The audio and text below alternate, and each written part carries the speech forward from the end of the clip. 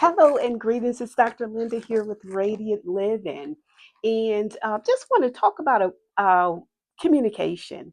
And I'm going to give you four elements of communication that will sabotage your efforts to have a meaningful discussion with your significant other, your partner, spouse, whatever they may be. If you are embodying elements, which is called, in one theory, the four horses or horsemen of the apocalypse, basically saying these four things are relationship destroyers. You want to know what they are? One would be criticism.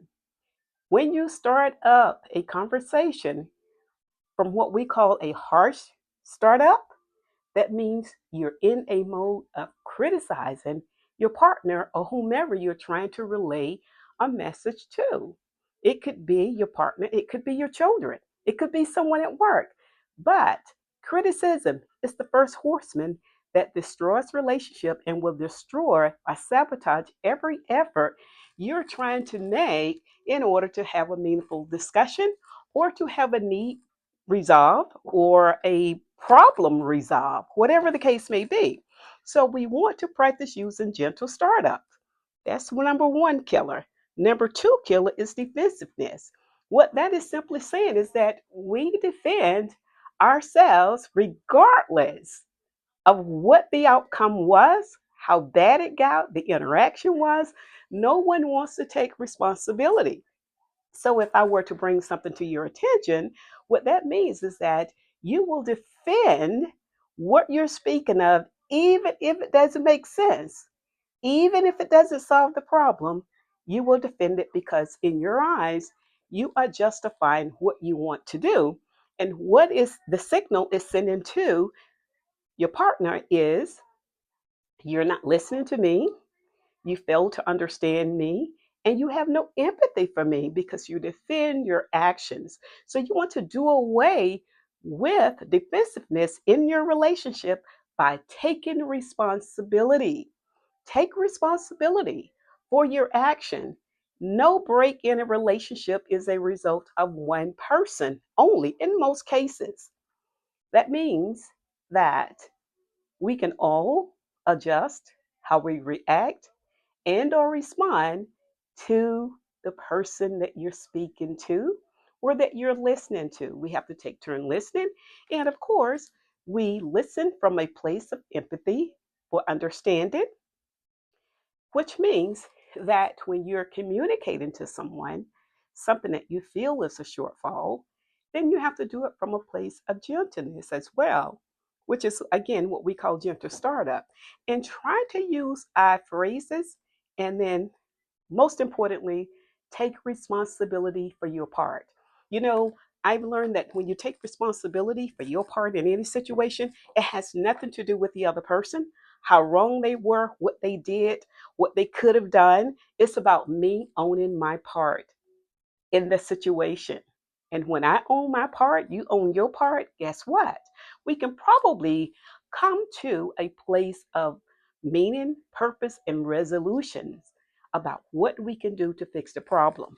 Okay, the third horseman in communication failure would be what's called contempt. This is when we are busy trying to describe your partner's feelings, what they thought, what they meant. You know, to say what someone else is thinking requires an operation of a person's internal mind, and none of us can do that. You don't have the capacity to do it. I don't have the capacity to do it. Nobody has the capacity to do it. So anything that you believe about the other person's thought are your assumptions.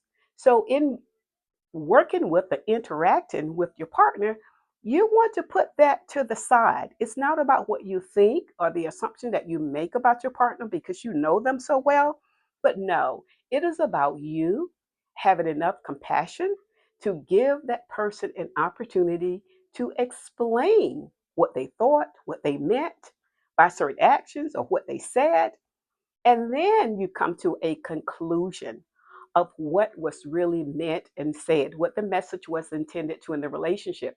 So I need you to drop the inclination to assume you know what your partner is thinking and what they're feeling, and give them an opportunity. Ask, what are you thinking? What are your thoughts? What are your feelings about the situation? And from that, you give them an opportunity to express that to you. That's if they're a good communicator. Hopefully, you both are. You can express what you need to one another without the other one getting upset over it. So I gave you three relationship destroyer, and I gave you three antidotes for those. And now the fourth one is stonewalling. And what do we mean by stonewalling? This is when we get aroused. Whether it be anger, over emotionally about our tears and our sorrows, and we boo-hoo, and somebody is ready to run or to attack the other person without getting any issues resolved. So that's not going to help you if that's where you are. What you're going to need to do in situations like that is learn how to calm yourself in a way that you don't do what is called stonewalling. So stonewalling has to do with when we're engaging in conversation and you get overexcited, whereby you're angry, you get frustrated, you don't want to hear, and or you shut down. That's one way of stonewalling too. I just won't say anything because you're not going to let me talk anyway. We stonewall, or we do something like, okay, I heard you. Are you done yet? And what happens in situations like that is the person who is speaking to you feels as if you're not concerned. They feel unheard. They feel dismissive, that they've been dismissed, or you are being dismissive about their feelings, their thoughts, and whatever is wrong. So when we're stonewalling, what we're saying is, I don't care what you say, it doesn't matter. My mind is made up, nothing matters right at this point. And of course, your partner feels that, recognizes that. And what are you doing? Maybe a day or two later, a week later, whatever, you're having an argument about the same situation, the same problem.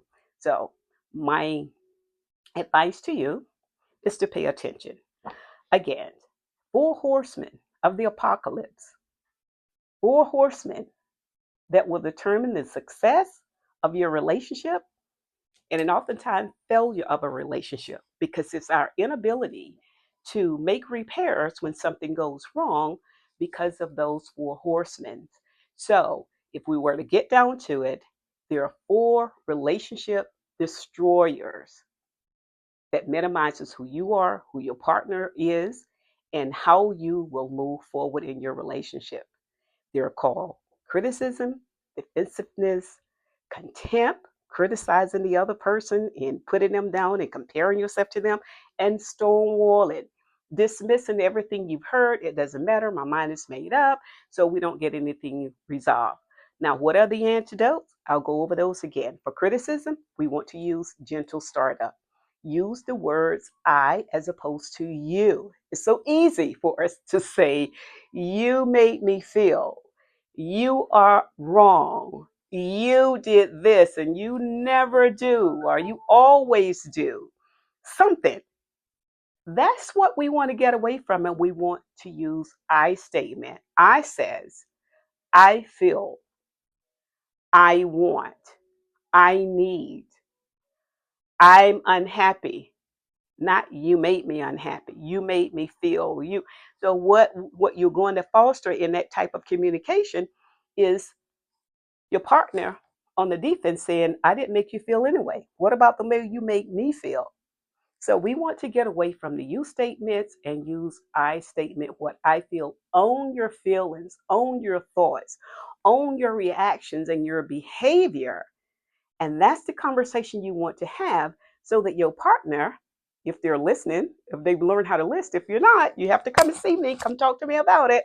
But if your partner has learned how to listen or is learning to do what's called active listening, rather than to defend when you use I statement, what they're going to say to you is, What would make things better? What do you need from me? How can I assist? How can we resolve the issues that's making you so unhappy? See, conversations are really important. And then defensiveness, as I indicated, there it means to take responsibility. Oops. Defensiveness, the antidote for defensiveness is to take responsibility. Everyone has a role and a part in every situation and every problem. And how you resolve the issue, how you have conversation and dialogue around the issues means owning your part as opposed to talking about what your partner did and what they didn't do.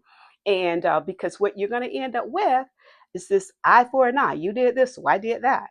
And then we have these transactional behaviors in our relationship that do not allow us to get the resolution we need, nor to experience the joy and happiness that we all desire if we're going to be in a relationship. And then, as we said, the third horseman is called contempt. This is putting your other person down. You know, you're describing your partner based on your fears, insecurities, inadequacies, oftentimes, and unmet or unrealistic expectations you may have of them. So, the right thing from that sort of thoughts or thinking is to say that your partner is all of these things because of what you're not feeling. What we want to do there, instead of describing your partner's feeling and who they are and how inadequate they are, you need to describe your own. And here it simply means not criticizing. When you start a conversation, tell your partner how wonderful they are. Tell them how much you love them. Tell them the things that they do right, that they do well. Not those things that do not get you what you want in a relationship. You can build a relationship through good communication or effective communication, or you can tear it down and continue to expect changes. I met with a client today and I'm listening to this person and I'm giving them the prescription for what they need in order to minimize, decrease, and end the cycle of arguments that they're having. And he says to me, well, I don't do things the way you do them. Yeah, I'm sure you don't. And it shows. But what I'm telling you is that if you would do these things, you will experience the joy that you want in your relationship. I think I got his attention at that time. So I'm giving you information that's based on years of research of many couples about what's the final straw. When we have a 50% divorce rate, people love coming together. They have these great marriages, but they cannot stay together most of the time. And if you think what you're doing is right and you see your relationship is about to be shipwrecked, isn't that a clue to say what I'm doing is not working? And yes, I need to use or learn new skills and I need to implement something new in order to get what I want from the relationship. That's what you're after. You know, sometimes people say, I don't need counselors, I don't need a therapist, I've always done it this way. But what you're always doing and what you're doing, it's not working very well. And you won't help.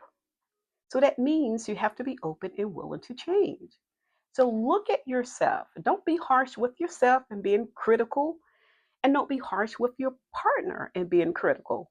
Look at the fact that we both have space and room that we can grow. We grow together. You grow in love. You don't fall in love. People who fall in love fall out of love.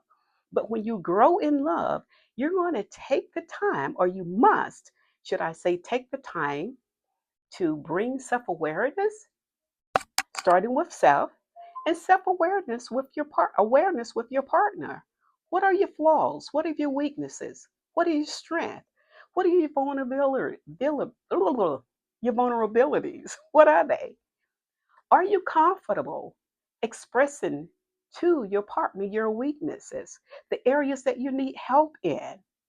See, that's how we grow, not pretending that we're perfect, that, huh, I got it all together. No, you don't have it all together because none of us have it all together from the onset. We're all growing and we're trying to get there. I want you to think about always being the best version of yourself. And how do you get there? How do you make it happen? It is never contingent upon anyone else, but contingent upon your willingness to make adjustment to be the best version of yourself. So in describing your own feelings and needs, you will do better as opposed to describing your partner's needs and feelings and criticism.